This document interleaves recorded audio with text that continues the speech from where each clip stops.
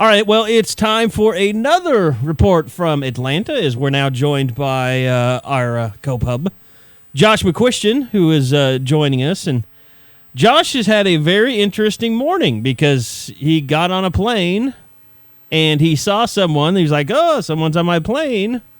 Yet it went a lot further than just someone being on your plane. Tell us the story, Josh. Yeah, I got to the airport, and it had crossed my mind because obviously there's several Houston area guys that are playing out here in the 5-Star Challenge. It had crossed my mind that maybe a few of them would be on my flight, and one of them that I first saw was Marvin Wilson, and he being a guy that I knew well, went over and talked to him for a little bit, and we were just kind of shooting the breeze, and he told me, oh, I'm a C-class check-in. I was at the end of A, we're flying Southwest. And at that time, it crossed my mind that maybe what was going to happen would happen, but I hadn't. I thought, sure, it'll work out for him. It'll be okay.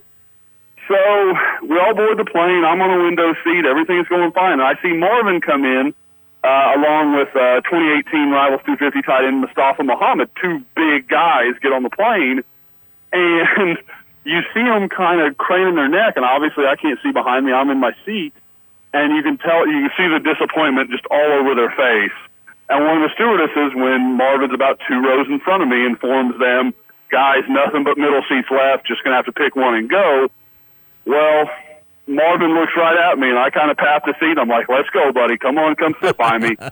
I was not prepared for how much larger Marvin Wilson is than I am. Like, I've stood next to him. I've shook the guy's hand. I know how big he is, but when you see a 6'4", 6'5", 320-pound guy shoved into a Southwest seat, it's truly amazing the level of contortionism going on in his body. Like, his knees were everywhere, and I told Tiffany, I actually texted my wife afterward, that I now know what she feels like sitting next to me when she has to give up all the space so that I can be comfortable, because literally the notes that I posted on the board were done at an angle where my left arm was kind of turned to the side. It was a brutal flight, but I think something that Marvin and I will not soon forget. Wow. That is, I'm just trying to think. I mean, old man Josh knows what happens, like how much this hurt or helped OU's chances. Well, old man Josh, he doesn't even see the future. He just knows the past. So leave that stuff up to old man Josh, will you? He doesn't see the future. He just knows the past. It can't come from nowhere. Like, I don't just suddenly become old man Josh. Like, I have to have these little pearls, these little glimpses into the future. No, what I'm saying, when old man Josh. When old man Josh joins us, though, he joins us from the future, so he knows everything that's happened. Exactly. Josh has been there. I remember that trip. It was terrible. Exactly. Like that pearl of wisdom you gave the other day that I can't remember what it is now, but it was something I'd never heard before, but I've now added it to my arsenal so that someday I can be old man Josh. It's back to the future. Like, someday I'm going to be looking at the young me having the old man Josh conversation. Josh, I have a message for you. One day, you'll realize that we survived. I'm getting older or something. I don't know what's going on. You'll realize that a journey of 1,000 miles begins with a single step. Old man Josh. I would say teach me your ways, but you literally can't. So I'm just going to have to learn as I go. I will say something I left out of the old man Josh, you got to tone it down. The best part of the whole Marvin Wilson story that I left out was with about 20 minutes left in the flight, the stewardesses realized Marvin is someone important and start coming up to him. Literally 3 different stewardesses approached him and were like, I heard you're the #1 draft pick or something. Like, they had no words for what they were trying to ask him. Yeah. And Marvin, anybody that's met Marvin or listened to him, he's a really humble kid. Like, he knows he's good, but he's not arrogant about it. And he's talking, and he goes, yeah, well, I'm the #1 player in the country. Like, and you can, hear him shrugging in his voice. Like, he doesn't know how to say it and not sound like a jerk. And so they're like, oh, have you picked your school? No, I've got some time. And you come to reality, they're figuring out he's just a junior in high school. Mm-hmm. Well, then everybody's heads explode. He's just 17. He's just a kid, So as we're walking off the plane, again, he was middle seat, I was window, so he's right in front of me. And there's a stewardess talking to a family that was sitting in the front row, and they were on the connecting flight, so they were just staying on the plane. Well, as we're walking out, she's like tapping these people on the shoulder. Look at this boy. Look at this young guy. He's just a junior in high school, and so it ended up being like a little paparazzi kind of moment for Marvin. I tried to explain him that's exactly what his life is going to be for the foreseeable future. Now, did you do the thing where you awkwardly talked the whole way, or did you just shut it down and just kind of sit there for a while? Well, funny, when we were talking before, like while we were waiting in the terminal, we were talking about bad flights we'd been on. And I was like, man, I'm a headphones guy, and I don't want to talk to anybody. And Marvin's like, me too, man. I just want to listen to my music. And he was telling me about some bad flights he'd had, and I shared some of mine. And so we got there, and we talked for a couple of minutes, probably about until we took off. And then we both put our headphones in and just kind of did our own thing. And every once in a while we'd laugh about, like I said, I mean, there was no way for Marvin and I not to be touching through the entire flight. As bad as that sounds, there's no other way to say that. So we kind of had to laugh about how silly it was. I'll admit it. One time I did get aroused during the fight. You're going to do these entirely as Old Man Josh soon enough. Like, Carrie will be lost in Old Man Josh. So I guess what people want to know: did you talk any? Did you get any indication of where he's going to school? Just from the flight.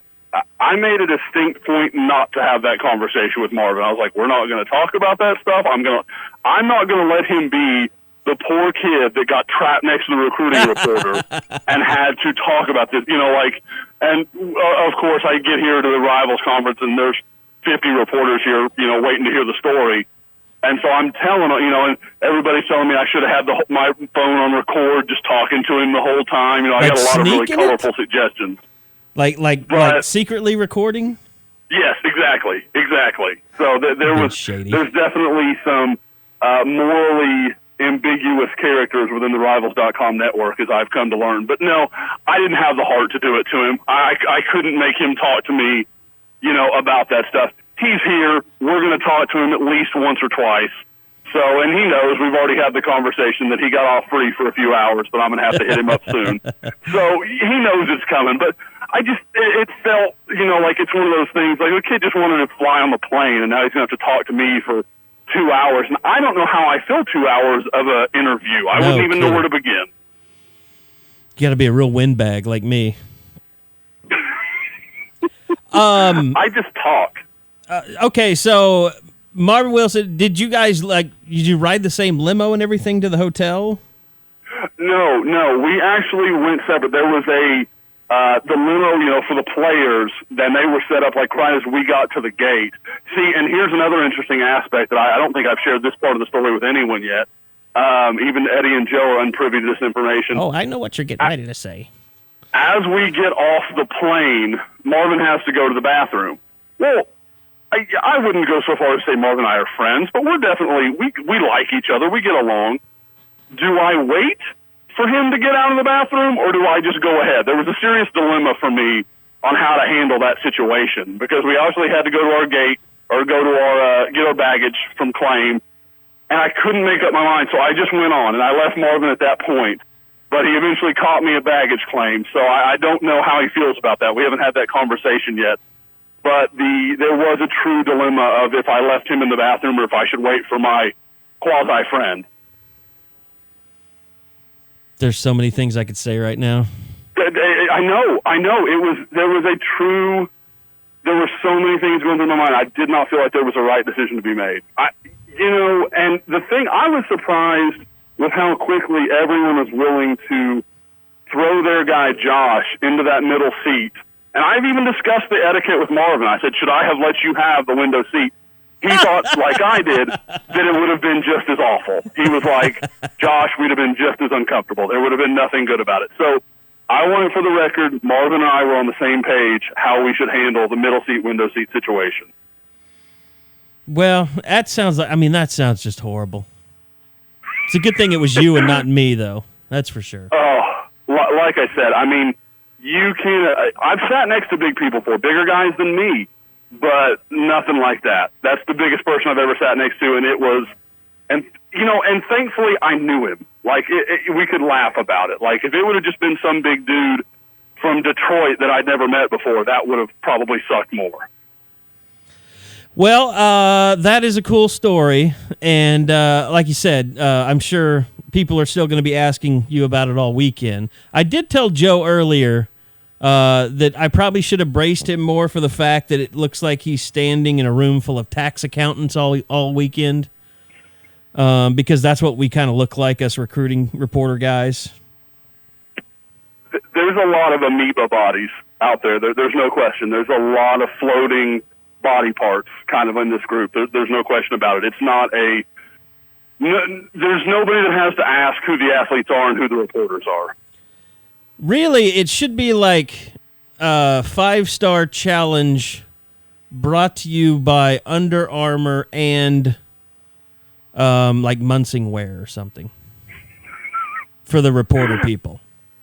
I almost was thinking like Rockport or something like that, but I mean something Roundtree in York, maybe. Yeah, that's a good one. Yeah, that would totally work. Something maybe like what's a more it's got to be a more depressing brand of clothing though. I mean, let's see. As a guy who once sold shoes, like I said, Rockport's pretty low on my list.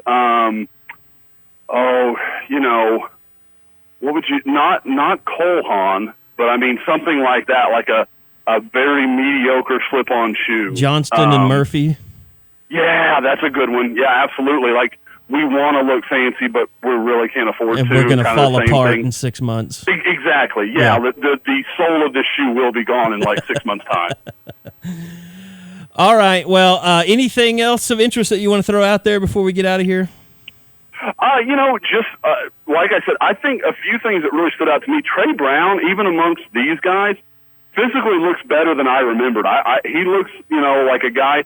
I had Trey in my head as 5'10"-ish. He looks more like 5'11". He looks the part, and I don't think there's a bigger freak show-looking guy here than Baron Browning. He is, even amongst all these freaks, he looks like a freak. He's just incredible, the way he's put together. And but yeah, I mean, I couldn't be more excited because there's just a ton of guys here that, even some guys that I don't know at all, that look awesome. So it'll be fun. And for me, I think, I don't want to get too much into the preview and stuff, but Marvin Wilson versus Alex Leatherwood tomorrow, they're literally, I mean, that's just pure violence on violence. Like, I can't wait to see it because they are just going to beat the crap out of each other. Have you had a chance to have Isaiah Pryor stare blankly at you yet? He looked at me, and I suddenly felt the need to hit the bathroom. And other than that, there's been no experience together. So it's like when I went to Isaiah Pryor frightened me to a point I don't want to talk about, and then I left. It's kind of like when I went to Star Wars when I was 7 years old. Exactly. Kept having to run to the bathroom. For me, it was Poltergeist as a kid, so I totally get it. Yeah, I'm not over that one yet. All right, Josh. Well, I'm glad you survived. Take care of the boys. Don't let Joe get kidnapped by the bums. We've already had his story about he and Eddie going to the weird restaurant, the 24-hour restaurant that's close to that hotel that I've been to. And I actually was sexually propositioned by a probably an 80-year-old black woman last time I was there. Eddie has a pretty colorful story about a homeless man, not propositioning him, but definitely asking for a handout last night. I think I took out my food and gave it to him last time. They probably were pissed, though. They probably don't need food. They just want money for their beer or their cigarettes. I think, if you had some bourbon, they probably would have been more on board with you. Well, it's too bad I'm not there. All right, Josh. I appreciate it, and we will be catching up with you throughout the weekend. And great story, and looking forward to it. Hey, look forward to it. We'll keep catching up, and Eddie has loaded some more videos, so there should be more stuff for people to see momentarily. All right, that's Josh McCuistion. He's at the 5-Star Rivals Challenge in Atlanta, and we'll be back again soon with some more updates.